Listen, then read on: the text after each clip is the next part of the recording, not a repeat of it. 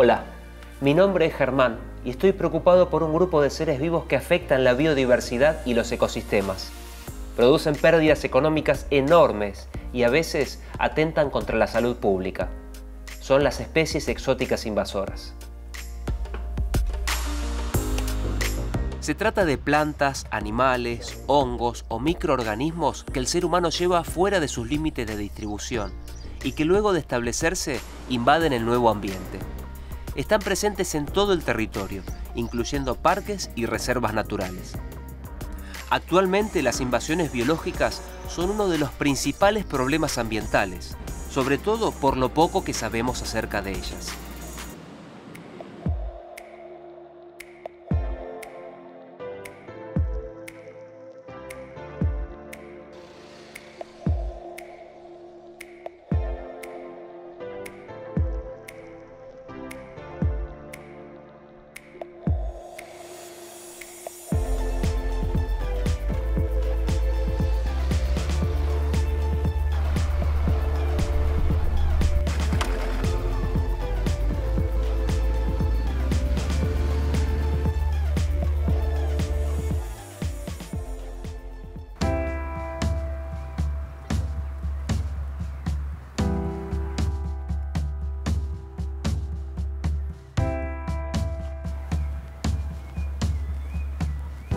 En la Argentina se catalogaron más de 700 especies exóticas invasoras.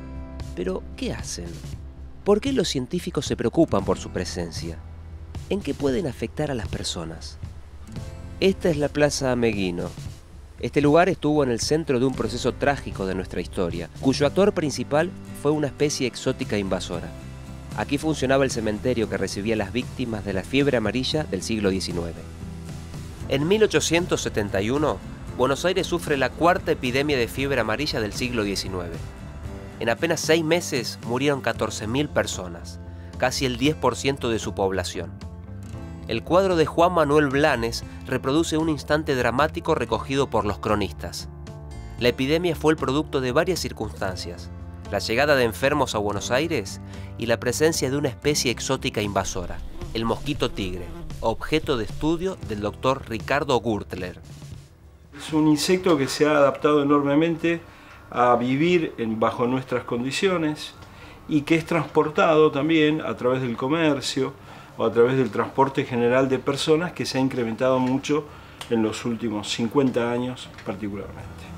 El mosquito tigre, originario de África, fue erradicado en 1965, pero reapareció en la Argentina 20 años más tarde. Ahora es responsable de transmitir el virus del dengue. En el verano de 2016 hubo más de 40.000 casos confirmados. Fue la peor epidemia en los últimos 25 años. Además, el mosquito tigre también es vector de otras enfermedades como la fiebre Zika y la chikungunya. El problema del Zika y del chikungunya es que no se previó con suficiente anticipación que, así como estaba el mosquito y llegó el dengue, podían llegar estos virus. ¿Y qué generan estos virus? Bueno, generan una enfermedad mucho más aguda, patológica, con secuelas irreversibles, la microcefalia que produce el Zika, o una enfermedad crónica que es prácticamente inhabilitante durante muchos meses, como el chikungunya. El mosquito ya está instalado en el norte y en el centro de la Argentina, por lo que estas enfermedades plantean un riesgo enorme para la sociedad. El riesgo sanitario de una invasión biológica como la del mosquito tigre es enorme, pero las invasiones tienen otro lado muy importante. La epidemia de dengue de 2016 generó pérdidas por más de 23 millones de dólares, entre los costos de diagnóstico, tratamiento, prevención y difusión. Es un indicio claro del costo altísimo que tienen las invasiones biológicas. Para tener una estimación de la magnitud del impacto económico de las invasiones biológicas en la Argentina, el Proyecto de Estrategia Nacional sobre Especies Exóticas Invasoras llevó adelante un estudio sobre una selección de 18 casos. Para conocer más, consulté con la doctora Mariana Silio. Pese a que el principal costo asociado a las invasiones biológicas es la pérdida de biodiversidad y es muy difícil de valorizar en términos económicos, las pérdidas reales económicas en que se incurre por acción o por avance de las invasiones biológicas es muy significativo. En algunos casos las pérdidas son relativamente fáciles de calcular. Solo en el año 2015 Controlar las especies invasoras que se comportan como malezas tuvo un costo de 900 millones de dólares. En muchas ocasiones, las invasiones también tienen asociados costos indirectos. Cuando el mejillón dorado obstruye los conductos de refrigeración de una central hidroeléctrica, se genera un costo directo por la limpieza. Pero detener la turbina afecta el suministro de energía a industrias y hogares, provocando pérdidas imposibles de calcular. Muchos costos indirectos se relacionan con la pérdida de servicios ambientales que brinda la naturaleza, como la provisión de agua potable, de suelo fértil, de alimentos o combustibles. Estos servicios son gratuitos, pero valiosos, y solo se toma conciencia de su valor cuando se pierden. Al degradar el ambiente, las invasiones biológicas reducen estos servicios, generando pérdidas muy importantes. Entre costos directos e indirectos, el daño económico de las 18 invasiones estimado en el estudio supera los 2.500 millones de dólares al año. Esto resulta alarmante si consideramos que la estimación abarca apenas una pequeña proporción de las invasoras presentes en el país. Yo en lo personal estimo que la pérdida puede llegar a quintuplicar este valor.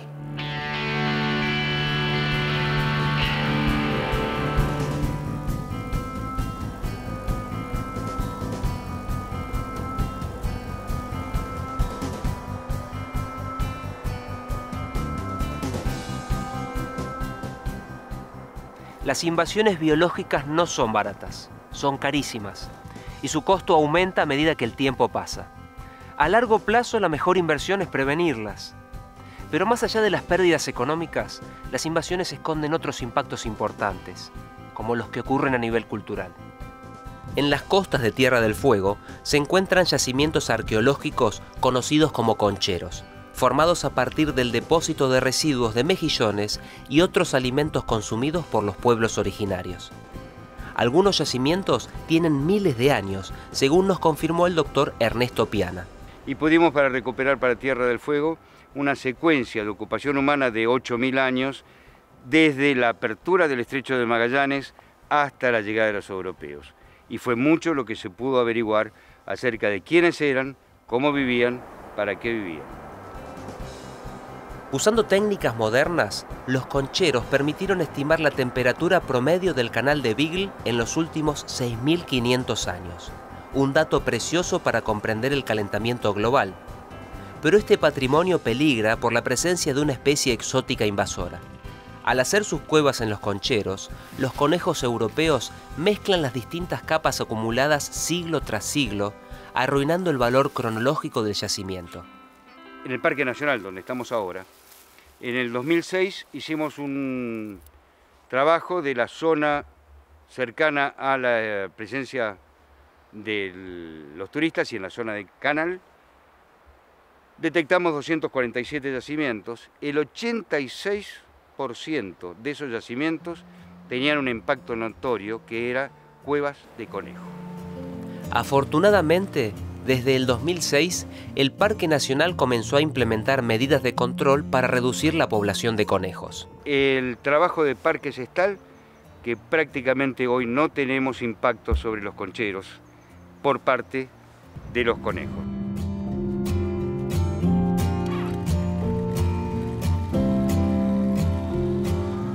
Otros impactos culturales son menos directos.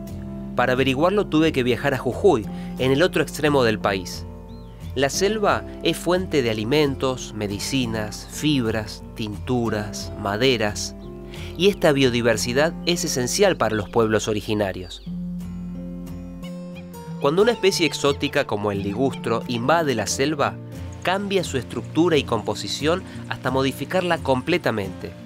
Un ecosistema rico y variado se convierte en un bosque muy simple dominado por una sola especie. Y esto afecta a las personas que lo habitan. Como en otras partes del territorio argentino, en la provincia de Jujuy se utiliza el ligustro en veredas, parques y jardines.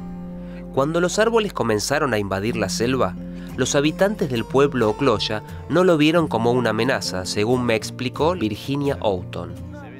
A partir de allí se generó una situación compleja porque de alguna forma se invisibilizó por tras de empezar a formar parte del paisaje, con lo cual la gente también naturalizó su presencia. Y pasado el tiempo, mucho tiempo en este caso, recién se empiezan a percibir los perjuicios que eso ocasiona al bosque nativo. Para los Ocloya, cada espacio territorial tiene un valor único e irrepetible, desde el vínculo y la relación espiritual que tienen con la Pachamama, la Madre Tierra. El bosque nativo asegura el sustento y es una condición de existencia de su cultura. Para esto es fundamental controlar la expansión del ligustro. Al hacerlo, se abre un espacio para la restauración del ecosistema y para regenerar servicios ecosistémicos, cuyos beneficios se extienden a toda la sociedad. Por supuesto, el gran beneficio general que significa la fijación de carbono, la protección de cuencas hidrográficas, la protección del suelo. En una zona montañosa como es la provincia de Jujuy, prácticamente en su mayoría, todos estos elementos son fundamentales y gran parte de la conservación tiene que ver con la conservación de los bosques.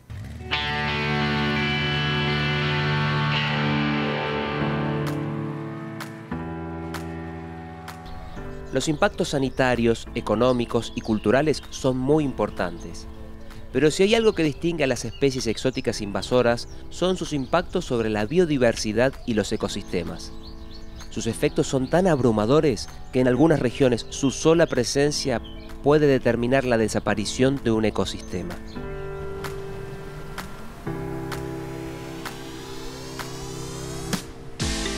Los tamariscos o tamarindos son árboles originarios de Europa, Asia y el norte de África.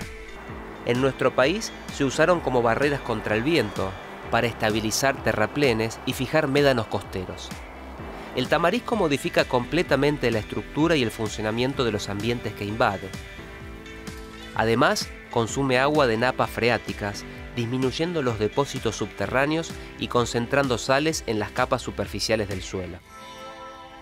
Su impacto es notable en la Reserva Natural Yancanelo, en el sur de Mendoza, donde trabaja el guardaparque Martín Palma. Y el tamarindo lo que hace es modificar las líneas de costas, quitar hábitat de alimentación para las especies migratorias como los limícolas. También causa una modificación de las zonas ribereñas con los pastizales, entonces también reduce las áreas de nidificación. Básicamente esos son los problemas que causa en la reserva. La Reserva Yancanelo fue declarada sitio Ramsar, humedal de importancia internacional por su relevancia para la conservación de las aves acuáticas. Pero ahora los tamariscos invadieron unas 500 hectáreas al borde de la laguna, afectando el hábitat que las aves necesitan. Ese es un efecto puntual sobre especies que son de sumo interés, porque recordemos, nosotros tenemos migrantes de la zona del hemisferio norte, digamos, aves que viajan más de 10.000 kilómetros para alimentarse en esta región, y hoy en día, bueno, hay gran parte de la laguna que está siendo modificada, ¿no es cierto? La invasión de tamariscos podría hacer que la reserva pierda su categoría de sitio Ramsar. En la actualidad se está llevando adelante un proyecto piloto de control de tamariscos. Lo que se busca es generar conocimientos y desarrollar técnicas que permitan contener la invasión y restaurar el ecosistema. Algunas invasoras tienen un impacto directo sobre especies nativas amenazadas y podrían ser la causa de su extinción. A veces se trata de especies introducidas voluntariamente con fines recreativos. Las truchas y salmones, por ejemplo, vienen siendo liberados en la Argentina desde hace más de un siglo para promover la pesca deportiva, pero suelen ser una grave amenaza para las especies autóctonas.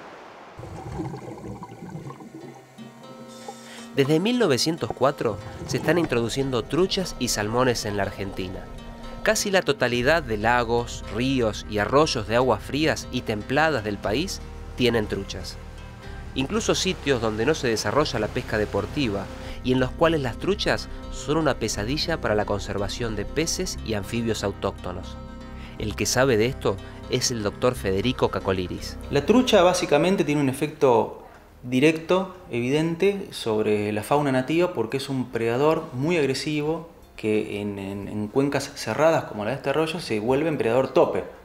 Además de predar sobre estas especies, predan sobre un montón de invertebrados acuáticos, generan un cambio a nivel ecosistémico y estas especies se alimentan también de esos invertebrados, o sea que hay un efecto indirecto por competencia también. Algunas especies podrían extinguirse si no se controla la invasión. En el arroyo Balcheta, en la meseta de Somuncurá, en la provincia de Río Negro, viven la mojarra desnuda y la ranita de Balcheta, dos especies exclusivas de este ambiente. Pero desde la introducción de truchas en la década de 1920, tanto la mojarra como la ranita fueron desapareciendo. Hasta donde llega la trucha no está la mojarra, y a donde no llega la trucha están las mojarras. O sea que las mojarras están básicamente en refugios a los cuales la trucha hoy día no puede acceder. El caso de la ranita del Balcheta es exactamente igual. Las truchas son peces de agua fría. Las nacientes del arroyo Balcheta son termales, y esto era una barrera térmica que impedía que las truchas se instalen allí, dejando este espacio libre para las ranas y mojarras. Pero entonces ocurrió lo que nadie esperaba. Las truchas se fueron de alguna manera aclimatando o adaptando a estas altas temperaturas, y la barrera esa térmica que existía en algún momento ya no está tan presente, y las truchas ahora es normal verlas básicamente en las urgentes del arroyo. En la Universidad de La Plata, los científicos lograron la reproducción de la ranita Balcheta. Las crías nacidas aquí serán destinadas a repoblar áreas del arroyo, en un programa de conservación sin precedentes en la Argentina. Paralelamente, están erradicando las truchas de las cabeceras. Sacar las truchas de ahí le va a permitir a la ranita del Balcheta conectarse con otras poblaciones, y a la mojarra desnuda volver a extender su área de distribución a sectores donde históricamente estaba.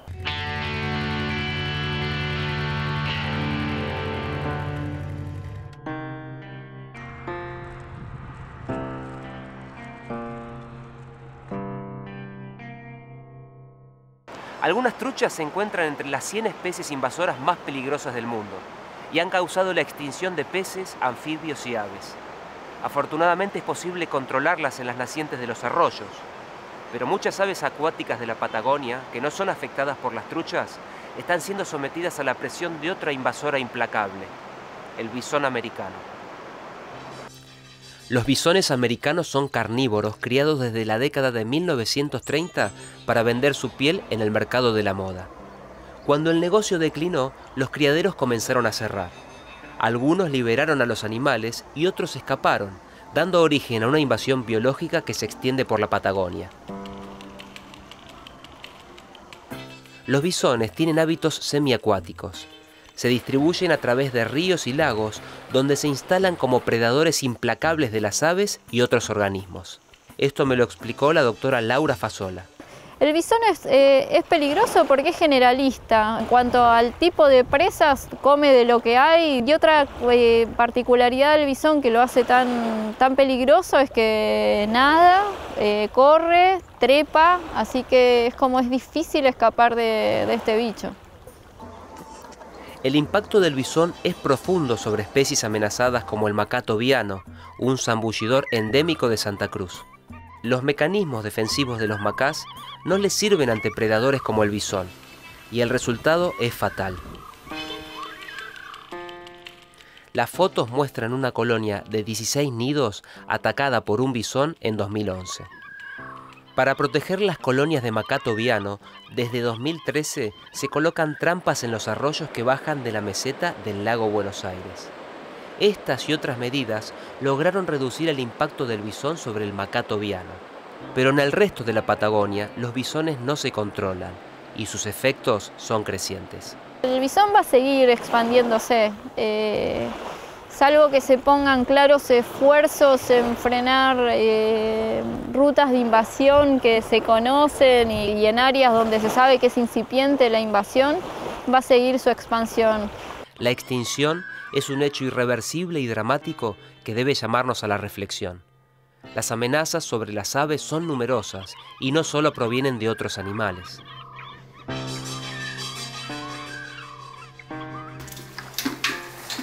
En algunos casos, aunque parezca sorprendente, son las plantas las que amenazan su supervivencia. Esto es lo que sucede en el extraño caso de las gaviotas y los cardos. La gaviota cangrejera es una especie endémica de la costa atlántica. Existen unos 10.000 individuos que crían mayormente en el sur de la provincia de Buenos Aires. Ellas forman colonias de nidificación en islotes que apenas superan las mareas más altas. En la colonia de la Reserva Islote del Puerto, cercana a Bahía Blanca, se concentra hasta el 70% de la actividad reproductiva de la especie. Pero la aparición de una planta invasora pariente del cardo ruso plantea una seria amenaza para esta colonia estratégica. Se trata de la barrilla común, una planta originaria de la costa mediterránea y el Mar Negro, que ocupa el espacio que las gaviotas necesitan para nidificar. Es lo que está estudiando el biólogo Leandro Marvan. Analizando imágenes de años anteriores, de hace unos 10 años más o menos, aéreas de las colonias, se ve claramente cómo los sitios donde en ese momento estaban ocupados por la colonia de gaviota cangrejera, hoy en día están ocupados por manchones de esta planta exótica, y cómo esas colonias se fueron redistribuyendo. Cuando el terreno es invadido por los matorrales de barrilla, las gaviotas son desplazadas a sitios de menor calidad, en los cuales el éxito reproductivo de la colonia puede ser gravemente afectado. Además, la planta se reproduce de manera explosiva. Todos los años germinan, crecen, dan muchas semillas, hemos llegado a contar casi 20.000 semillas por planta en los individuos más grandes.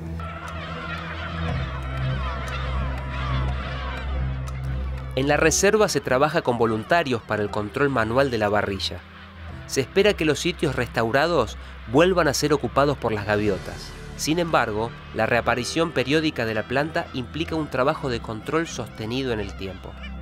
De esta manera se puede garantizar por ahora que la mayor colonia de gaviota cangrejera siga existiendo.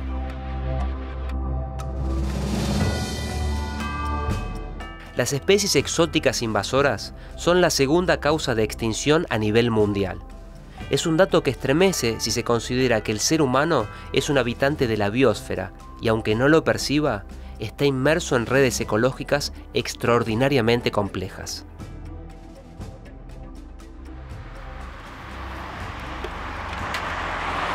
Las especies invasoras podrían parecer inofensivas, pero a medida que son conocidas, se pone de manifiesto la gravedad de sus impactos.